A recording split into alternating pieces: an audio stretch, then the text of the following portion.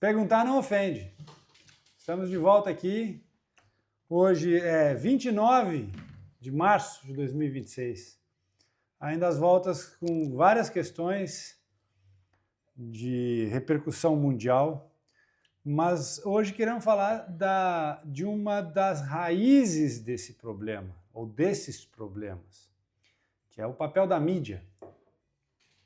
Qual o papel da mídia nessas questões?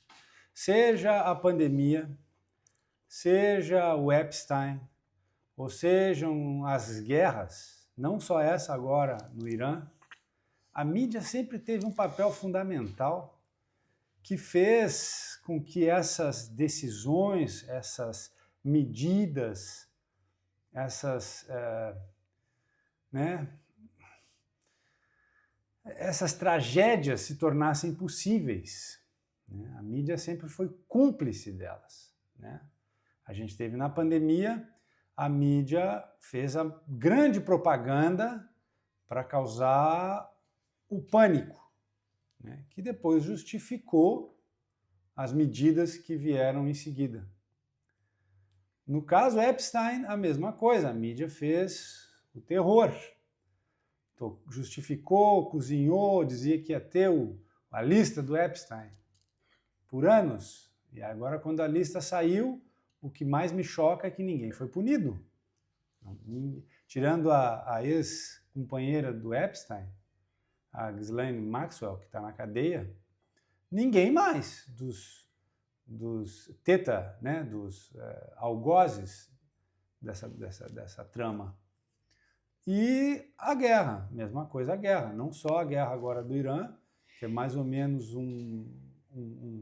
uma repetição de outras novelas, como foi no Iraque, como foi no Afeganistão, justificadas com mentiras, com falsos argumentos. A mídia joga junto. Tem um cara famoso na mídia, muito famoso, que é um cara que fazia parte do esquema, ele era da Fox, nos Estados Unidos, o Tucker Carlson, e ele foi demitido justamente logo após começar a criticar ou questionar o papel de Israel dentro dos Estados Unidos. Ele foi demitido da Fox, montou o canal dele, e hoje é o comunicador mais conhecido nos Estados Unidos, se não no mundo, Tucker Carlson.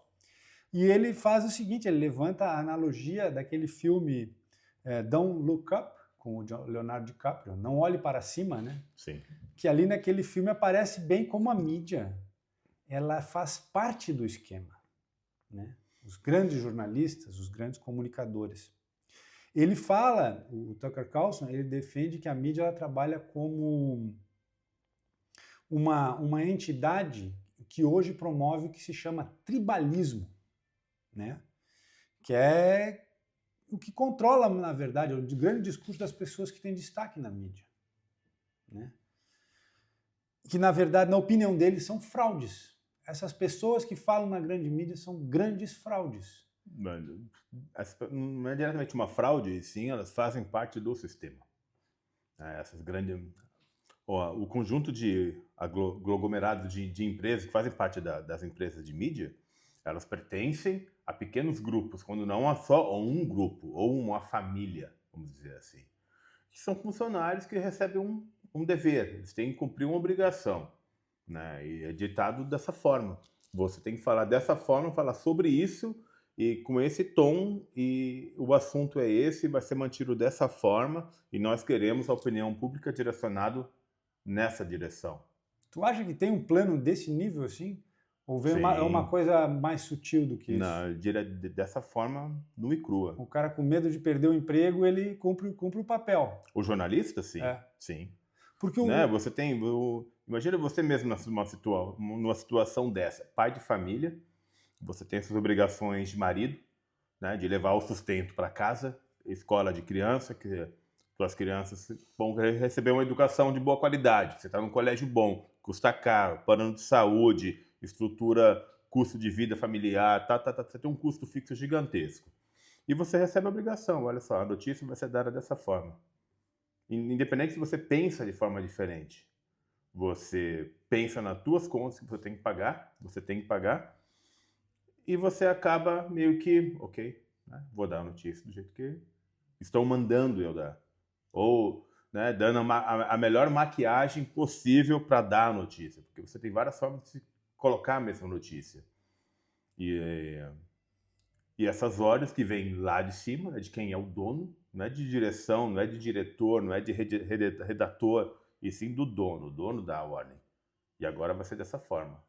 E assim está sendo há muito tempo. São anos e anos de estudos que mostram o jeito correto de ser feita essa manipulação em massa.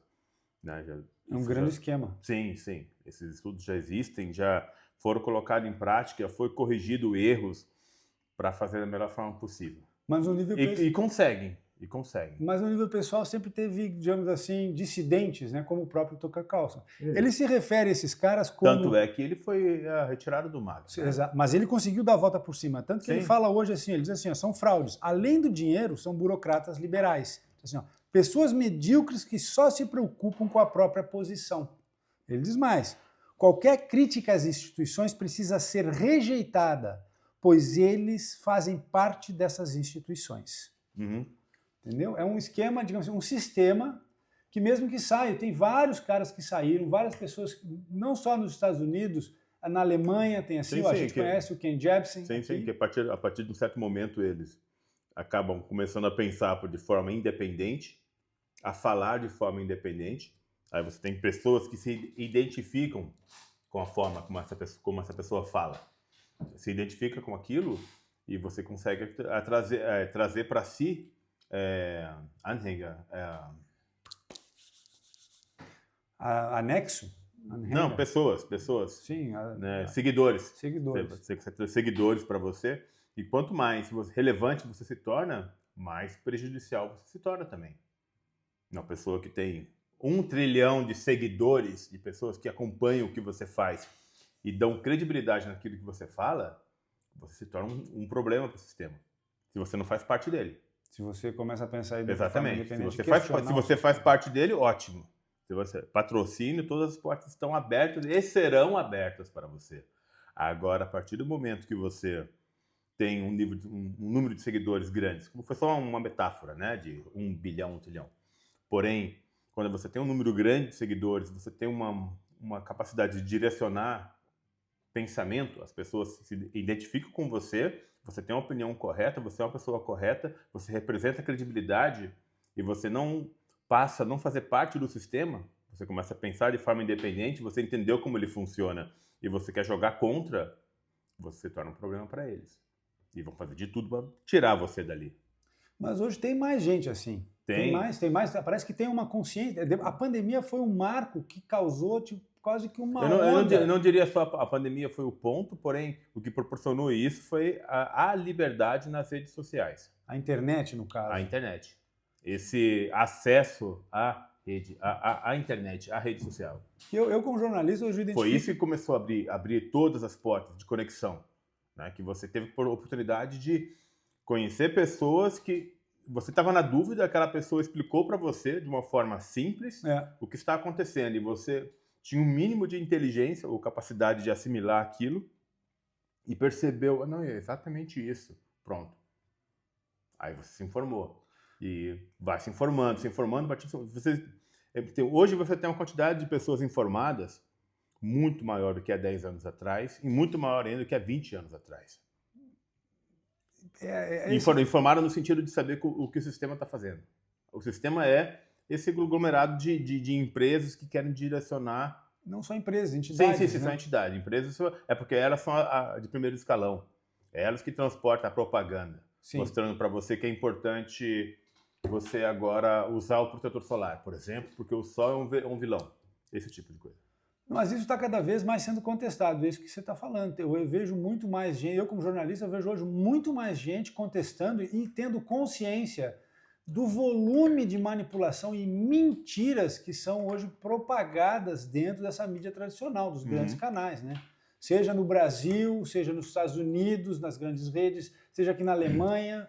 Isso tem uma consciência meio que se cristalizando de que tem que se olhar com muito cuidado, com muita crítica, aquilo que sai nos grandes canais. Na verdade, não é com cuidado e crítica, e sim com filtro. Filtro, Você tem que saber filtrar essa notícia. né? As coisas aconteceram, porém, elas aconteceram de uma forma e ela é passada para você de outra forma. Ou da forma que eles acham conveniente, que é para tentar moldar a sua linha de raciocínio, linha de pensamento. E você consegue, com isso, tendo os filtros corretos, você filtra essa notícia e você consegue, no final dela, de repente a notícia é grande, mas o que sai no final dela é uma gota. E essa gota é a gota de verdade. Se você não tem esse filtro, você engole tudo aquilo, aquele pacote inteiro. Mas a cada novo acontecimento, ainda há, digamos assim, esse efeito dessa grande mídia, ele continua sendo muito forte. Vou dar um exemplo agora da guerra do Irã e da como a mídia aqui na Alemanha tem tratado o assunto, a grande mídia, as redes públicas, a ARD e ZDF, ou as rádios, né, o Rundfunk. Todos pertencem, na verdade, de novo... São pagos com dinheiro dos impostos aqui. Sim, mas no final das contas elas pertencem a 3, 4 famílias. Não, essas são as redes públicas. Sim, mas... São assessores de imprensa do governo. Sim, direto ou indiretamente, mas no final das contas elas estão todas ligadas a algumas famílias. Aí são as privadas, tá? Mas eu digo, essa aqui na Alemanha tem um componente que é o seguinte, são entidades públicas, são financiadas pelo poder público e o primeiro-ministro, quando ele assume aqui na Alemanha, ele nomeia o superintendente dessa rede, que é a principal rede pública aqui da Alemanha. É um conglomerado gigantesco, tem a maior audiência. Eles se referem, por exemplo, quando assim, saiu na rádio aqui dizendo, o Irã lança míssil contra um porta-aviões americanos e coloca como se fosse uma ousadia. Ela não coloca nem como, os caras estão se defendendo com uma tecnologia muito eficiente, mas que não se compara com os americanos. Inferior a dos americanos. Sim. Mas se colocou uma grande ousadia. Como é que pode esse regime? Sempre é o regime. Esse é o jogo de palavras sempre. Sempre você tem um jogo de palavras. Meio que o tempo todo transforma. Tanto que agora o chanceler aqui começa a falar que o Trump está certo no seu intuito, mas não nos perguntou antes de agir, por isso que não estamos com ele. Não se esclarece que houve uma agressão que não se justifica, como foi no caso do Iraque, no caso da Líbia, no caso da Síria. Se esclarece menos ainda o fato que a Alemanha não tem nada para dizer. Pois é, exatamente. Não, né? nada. Se fosse nada. Se fosse uma entidade diplomática que tem uma história, que viveu uma coisa semelhante, né? Porque hoje um dos discursos que correm na mídia alternativa aqui é que os americanos fariam o papel que a Alemanha faria no tempo nazista, ou seja, os americanos são hoje os nazistas do século XXI, um dos discursos que acontecem. Mas isso não se discute, não se debate. E se tenta manter como assim, essa coisa que sai nos Estados Unidos, nas grandes televisões americanas, que o Trump está repetindo o tempo todo, de que ele está fazendo um grande serviço para a humanidade, combatendo os malvados iranianos. Mas eu não vejo diretamente a pessoa dele como sendo a culpada na história. Não, ele é um boneco. Exatamente, né? Eu vejo, tem boas intenções no que ele fala e no que ele faz, porém, essa é a minha opinião, né? São decisões que já foram tomadas há muito tempo, estão acontecendo agora, que fazem parte de um plano.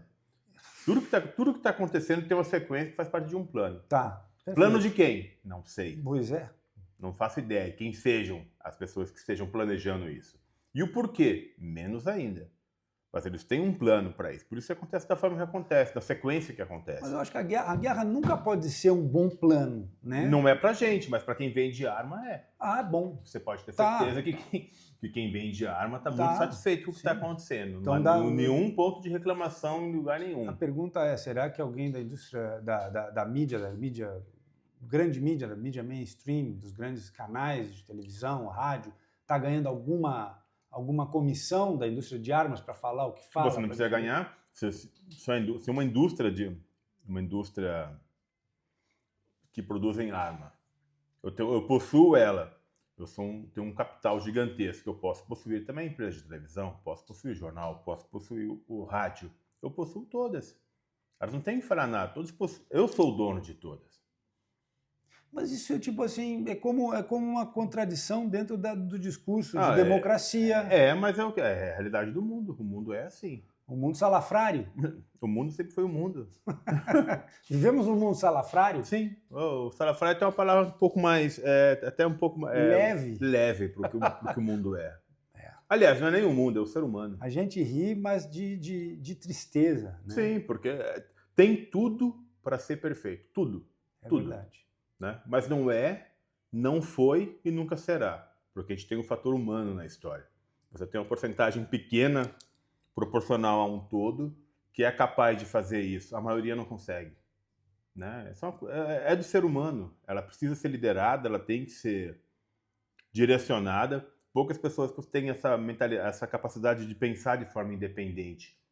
Até na forma moral, né, e ética de forma independente. Se não tiver uma pessoa olhando, você mesmo assim fazer a coisa correta, porque o correto é o correto. Ela só faz o correto se tiver alguém controlando ela. A partir do momento que ela está sozinha, ela faz de maneira incorreta, se ela vai ter algum benefício nisso. E isso faz parte da maioria das pessoas. Não são todas, a maioria. Né? Minha opinião. E você, consegue pensar de maneira independente? Perguntar não ofende.